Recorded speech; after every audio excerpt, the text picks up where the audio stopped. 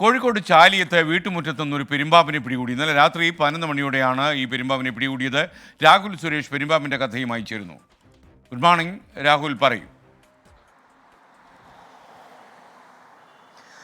SKN very good morning. കഴിഞ്ഞ ദിവസം കുക്കറിനുള്ളിൽ ഒളിച്ചിരുന്ന മൂർഖൻ്റെ കഥയും അതിന് പിന്നാലെ വീടിനുള്ളിൽ നിന്ന് കണ്ടെത്തിയ രാജവെമ്പാലയുടെ കഥയൊക്കെ നമ്മൾ റിപ്പോർട്ട് ചെയ്തതാണ്.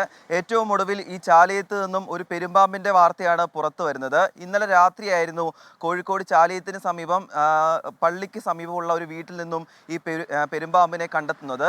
റോഡിലൂടെ ഇഴഞ്ഞ് ഈ വീട്ടിലേക്ക് ഈ പാമ്പ് കയറുന്നത് നാട്ടുകാർ കണ്ടിരുന്നു. തുടർന്ന് നാട്ടുകാർ നടത്തിയ പരിശോധനയ്ക്ക് ശേഷമാണ് ഈ വീട്ടുമുറ്റത്ത് നിന്നും കണ്ടെത്തിയിട്ടുള്ളത്. ജുമാമത്ത് പള്ളിക്ക് സമീപമുള്ള അങ്ങാലകത്ത് കോയയുടെ വീട്ടിൽ നിന്നുമാണ് ഈ പെരുമ്പാമ്പിനെ പിടികൂടിയിട്ടുള്ളത്. നാട്ടുകാരനായിട്ടുള്ള സുബൈർ എന്ന വ്യക്തിയാണ് ഈ പെരുമ്പാമ്പിനെ പിടികൂടി വനം വകുപ്പിനെ ഏൽപ്പിച്ചത്.